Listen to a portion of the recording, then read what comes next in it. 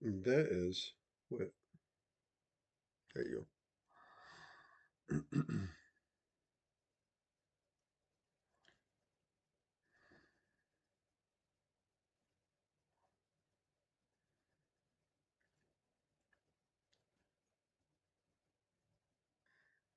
That is, hello, good afternoon. Yeah, so thinking I'm doing a short video here. Probably not that short, knowing me, right? I mean, it'll probably be a little extended. In any event, I'm here to pitch my new class, which is free. Well, it's not free, but it's pay as you wish. So you can go to the website and pay what you want. There's a suggested amount, and you can pay that, or you can pay zero. Um, Being that there's difficult economic times for all people. Anyway, I'm really excited about this class. If you've been following the community at all, which you may not have been, I've been really into something. My mind has been blowing up like amazingly about some really interesting topics. So the class is called Becoming Mythical. And it's just this beautiful container for something I've been doing for a long time. Now, in the past, I did some classes. I did like 5 different classes, which I had on ayahuascamagic.com. And oh, the new class is on becomingmythical.com. And those classes were really a cool expression of of a transmission I received, I guess, which started like the Kundalini stuff, right? Energy and Kundalini. Um, but the problem, if there is a problem with that, one of the problems is it's very sort of subjective. It's not. It's sort of my thing, right? And um, and that's fine. That's fine if you're me, right? But it's you have to start wondering, why might you want to like commit to my path, right? When I mean, you could obviously spend time studying Tibetan Buddhism or whatever you might want to do. So what this class I'm doing now represents is I think what you call it is an arcanum. It's an arcanum and it's based in Greek mythology. Now, as you may know, is in the last year and a half, I've done a lot of studying classes on Tibetan Buddhism and also on magical stuff. With a whole bunch of different things, but with a particular emphasis on the goddess Hecate, who was a Greek goddess of the moon. She's actually sort of considered like a triple goddess. So there's like 3 goddesses in Greek mythology associated with the moon. There's Artemis, Hecate, and Selene.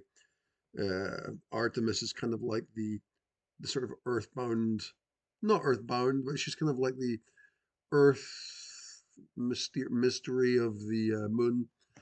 Hecate is kind of like the astral, magical, and Selene is like she was like a Greek titan, and she sort of represents the primordial radiation of the moon, if you will. But this class is not about Hecate, funnily enough. But what happened is I've been doing for over a year now a ceremony to Hecate based on the class I did with Jason Miller. And Jason Miller's Hecate class was really interesting. There was a lot of stuff about it because he had studied in Tibet, uh, doing Tibetan Buddhism. There was a lot of it's almost like a tantra he's teaching about Hecate, which was really interesting to me. And there are some things that line up, and then there's other stuff which is not like that. And generally, it's a great class, but the one thing I wasn't really happy about with that class is it's got like a dark edge to it, which is it's a class in Hecate, and a lot of people think about Hecate as a dark goddess or a demon and this kind of stuff, which she actually isn't. And in fact, like Jason in his class is using the sort of modern convention of Hecate being a triple goddess, which is a maid, a mother, and an old lady, basically. Um, But that convention's quite a new convention. And actually, like I was saying, the actual Greek convention was Artemis, Hecate, and Selene. So there was a bunch of things, which is much less dark. It's a much, it's got a gray vibe to that. It's got a gray vibe. And so there was a few things like that in the course which didn't really vibe with me much. Um, and Anyway, part of the course is you do evocations of Hecate like every day, which is interesting. But I found that I kept evoking Aphrodite, which sounds like a bit of a departure. But if you've taken any of my old courses, or if you followed this channel at all, it might not even seem that weird, right? Because there was a whole theme for a few years there where there was just like the Kundalini is like erotic, right? So it comes through as like this energy, which, oh, right? And so what's happened is like Aphrodite came through as like a container for that knowledge, right? A container for the knowledge. And it sounds like, okay, that's just like, it sounds like it might just be an artificial construct. Like you're taking a, okay, you got something, you got this energy and you're putting this sort of goddess on top of it. But it's kind of weird what's happened with it. It's like exploded into like not exploded, but it's flowering into like a lot. It's like every time I look at something, there's like a symbol which grows up in it, and it's like it's just emerging as this profound symbolic thing, which is bigger than I thought. And I started thinking about it, and then all of a sudden, it's like you start finding all this symbolism, which just happens to combine with what the way I do energy and everything, just like clink, clink. It's really unbelievable. Um, so I started thinking about doing a class about it, and it's really sort of started taking on a life of its own. There's a whole bunch of like interesting history and mythology. And this is one of the cool things about this concept of doing a class using a Greek deity. As you know, over the years, I've really been focused like on the whole Shakti Hindu slash Buddhist vibe, right? Which is a big deal for me, right? Some of my first evocations were like Shiva and Krishna, Lakshmi, Saraswati, big experiences. And and so I had really no desire to like move into like some other area of interest. But then, as I've mentioned a few times, like a couple of years ago, I was doing a sadhana to Durga.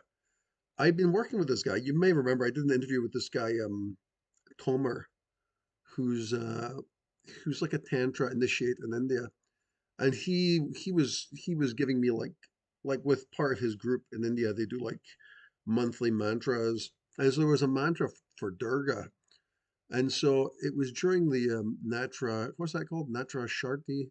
It's like the annual tantric celebration.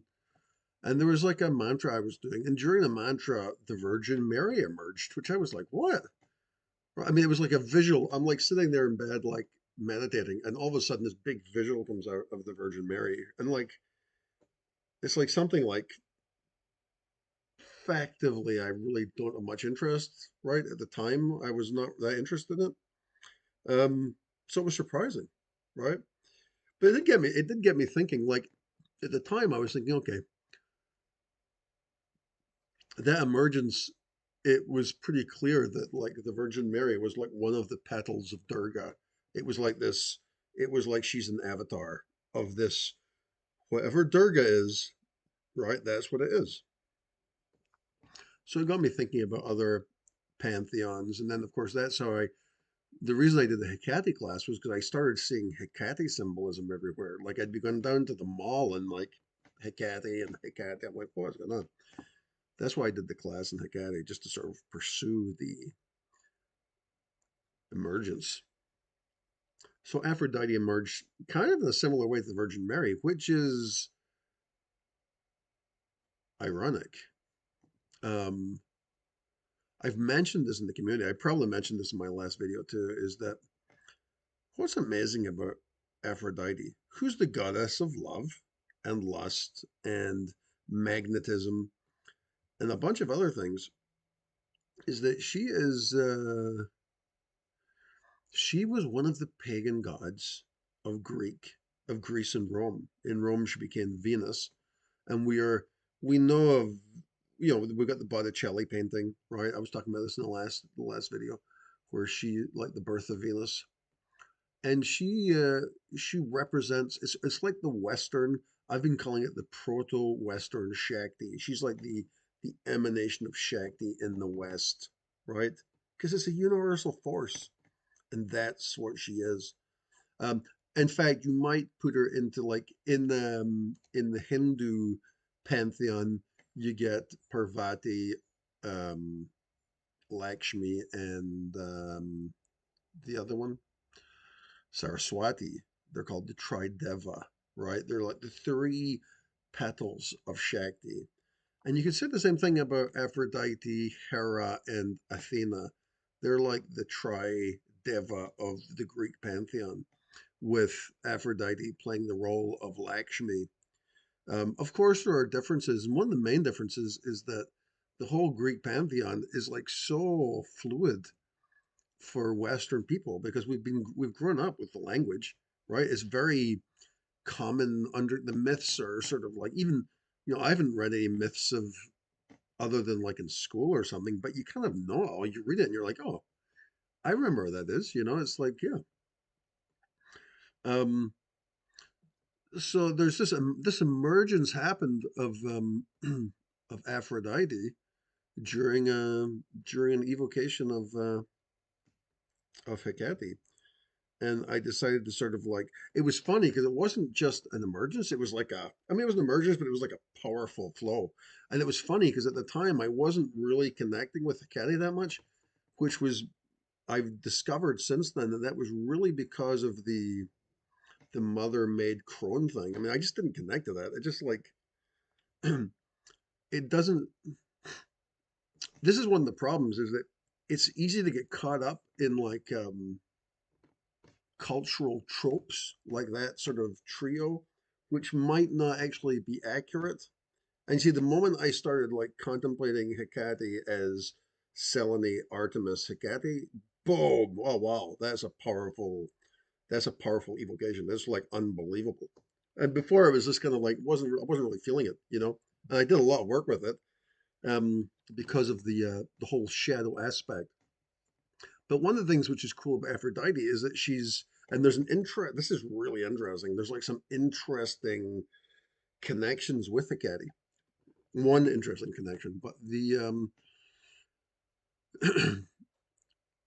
it's not really a dark edge to it, right?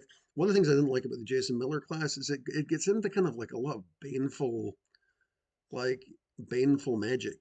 Now, one of the things he does in his class, which I get, I mean, you're sort of sworn to secrecy in this class, but one of the things is that, you evoke other spirits, right? So in the context of my class, it's the same thing, It's kind of like you'll evoke a Hecate and then you'll evoke the Graces.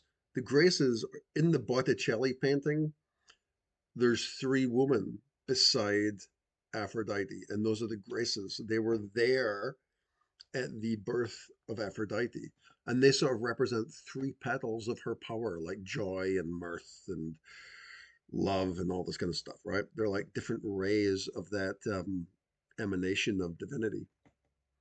Um, and then that's an interesting sort of concept. And then later on, we'll do evocations of the fates. So the fates were the three um, spirits who wove the thread of fate, right? And this is one of those areas where it's like this whole arcanum, it's just building itself. I mean, it's crazy.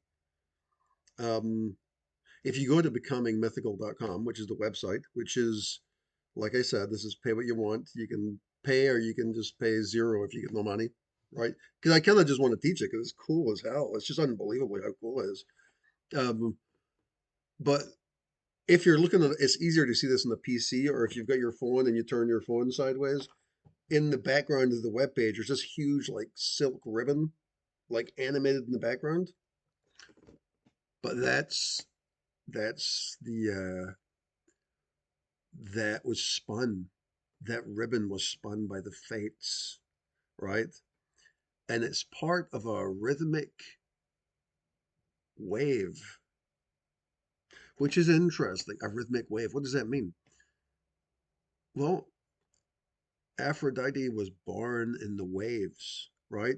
It's really fascinating, actually. What happened with Aphrodite was her father, Uranus, was castrated and his genitals were thrown into the waters of Cyprus, and that's where Aphrodite was formed, um, in the waves.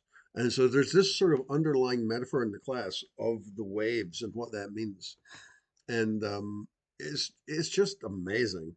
It's really it's unbelievable. And so what's cool about the class, which is different than the classes I used to teach, which were really more just like um, it was less symbolic and less ritualistic. The classes of the past, they were more like, I'm having all these experiences, and here's what I've learned, right? This is, you can do this, you can do this, you can do this. Whereas here, we've got sort of there's like a, a symbolic, metaphoric container which just built itself. It's amazing. And the wave is one of the underlying metaphors for this, and the rhythm of the wave. And what's interesting is all of a sudden, all the stuff that I've been saying for years, like for example, dude, I've been saying stuff for years. There was a time I was talking about, listen, if you get two conscious ideas and they come together, it creates a friction in consciousness, and that friction creates a tertiary force. Dude, I've been saying that for years. I didn't realize that that would come up. That would be presented symbolically with a symbolic embodiment of what the idea was, right? It's unbelievable. And then there's so many symbolic and mythological connections. So earlier I was talking about how the Virgin Mary emerged during my Durga sadhana, and the reason I brought that up, I got like carried away thinking about something else. But the reason I brought that up is because the Virgin Mary. Why does that matter? And I posted a bunch about this on the YouTube community in the last couple of weeks. But what's amazing about this is, and I'm sure I mentioned this in the last video too, but I'll just mention it again because it still blows my mind, is the Virgin Mary.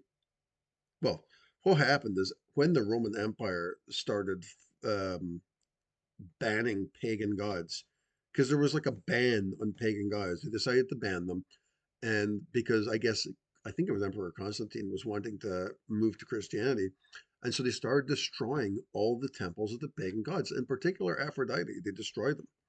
Um, but they rebuilt churches in the land where the Aphrodite temples were. And so classically, what happened was people would go to the Aphrodite temple to pray for things like fertility or for problems with their family or problems with love. They would do this. And so what would happen is, even after the churches were built, they were still going there. So you got this sort of strange juxtapositions of energy. You've got the Aphrodite energy, which has been supposedly destroyed. You might even say it's been castrated, right? Like her father. It was destroyed. And in the place, they replaced it with something else. And so what happened is there ended up being like a concrescence, to use a Terence McKenna word, a concrescence, or I think the correct word here is what's the word? Syncretism. Syncretism is when two sort of religious ideas come together. And so there was a syncretism between the Virgin Mary. And so the Virgin Mary emerges as like the castrated version of Aphrodite, right? She emerges as like the castrated version of Aphrodite. and it's obviously it's not castrated. It's like she's been rendered infertile. I mean, the irony of this, right? People are going to pray for fertility, but now they're going, and the Virgin Mary is not. Is she fertile? Isn't she fertile? She's a virgin. What's going on? So there's been. It seems to me that there's like a the the the changing of a pantheon is the hallmark of the changing of a pantheon is the degentification of the gods. That's just a hypothesis, right? But that seems like it's probably pretty accurate. And of course, as I posted on the community, the interesting thing about it is, um, who did I sent this to somebody yesterday because it's going to be. Let me just see if I can find this because it's so unbelievable, you guys. It's so unbelievable. Um, I've got this on my community page. So let me just track this down because it's cool. Um, so the big deal about this, obviously, is that it's one thing to say this. Yeah, it's like a theory that maybe this happened in the past, and maybe this happened with one of the churches. So I'm just going to read this verbatim from something I posted. You can find this article on the community group. The Panagia Aphroditisa, the most holy, the mother. Did you ever hear about Panagia Aphroditisa? Aphroditisa is one of the many epithets and cults of the Virgin Mary in Greece. Listen to that. Aphroditisa is one of the cults of the Virgin Mary, right? Known in both countries as Panagia, the most holy one, and Onaria Orania Mitera, Heavenly Mother, where she is highly venerated in her capacity as mother. In the Cypriot village Kuklia, there is a church dedicated to Panagia Aphroditisa. It was built in the ruins of the goddess temple. Her monastery, Troodos, Cyprus, is situated 1,380 meters above sea level, exactly where Aphrodite, Acrea of the high mountain, was worshipped. It goes on and on, but you get the idea. So there's this like unbelievable concrescence, let's say. I think that's the right word. Um, Great word, Terrence. Um, Unbelievable. Still, it's not unbelievable in the sense that, wow, the Aphrodite is the Virgin Mary, whatever. But it does sort of show this sort of continuity, right? There's a certain continuity. There's some kind of transition, but there's a continuity also, which is fascinating. But the Aphroditean mythos, uh, I think it's uh, I think it's a more potent energy. I think it's just beautiful, and it's got a certain rhythm and modality to it, which I think really lends itself to um well, to what? If you go to becomingmythical.com, you'll read a bunch of stuff there. And that was just rewritten recently.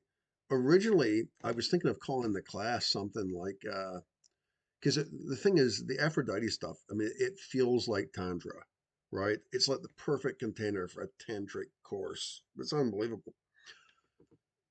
But, you know, there were various aspects which can be addressed with the sort of understanding of what Aphrodite is. And in a sense, there's a sense of it being a tantra where you're just sort of moving into sort of light and bliss, and it's like, oh, it's so unbelievably beautiful.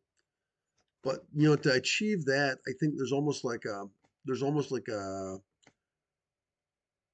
tendency to require sort of meditational skill, right, to get into that state. I mean, it's easy for me to talk about it and convince you that it's real, but if you're not on the same level as meditation, it might not be that great. One of the things I learned from the Hecate class was that it seems, I mean, this is obvious, but there's like a magical aspect of this, right? There's a magical aspect of evocation, which is sort of a more classical thing, right? So typically, what people used to do in the old way of